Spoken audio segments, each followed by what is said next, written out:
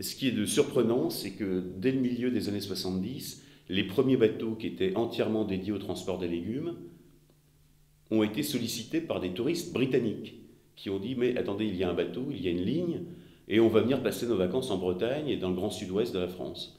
Et c'est comme ça qu'ont été mises au point les lignes de transport passagers à partir de bateaux qui ne faisaient que du fret, que des remorques, que des camions.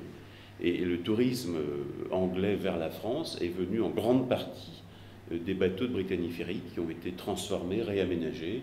Et puis on a vraiment fait des bateaux pour touristes, des grands cruise ferry dans lesquels on pouvait mettre à la fois la caravane, la voiture, le bateau, les enfants évidemment et les bagages. Dès le milieu des années 70, l'ambassadeur de Grande-Bretagne en France dira dans un discours lors de l'inauguration du bateau Armorique en 1976 à Saint-Malo: nous allons pouvoir désormais échanger des choux-fleurs bretons contre des touristes britanniques.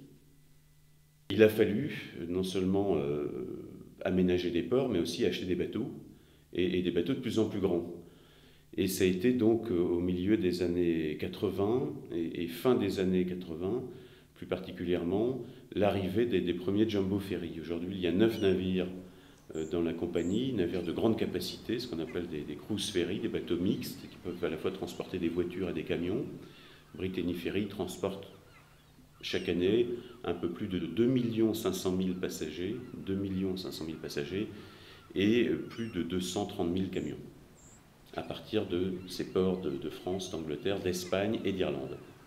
Brittany est implantée à Roscoff, dans le Finistère, c'est le siège de la compagnie, c'est aussi un des ports de la compagnie. Brittany Ferry est implantée à Saint-Malo, à Cherbourg, à Ouistreham, le port de Caen. En face, il est implanté évidemment à Portsmouth, en Angleterre, qui est un peu le port de Londres, à Poole, à Plymouth, en Irlande, à Cork, et en Espagne, dans le nord de l'Espagne, à Santander. Brittany Ferry est le premier employeur de marins français, avec 1700 navigants et à peu près 800 sédentaires répartis au siège de la compagnie à Roscoff et dans les différentes escales de la compagnie. Mais il y a 1700 navigants sous pavillon français.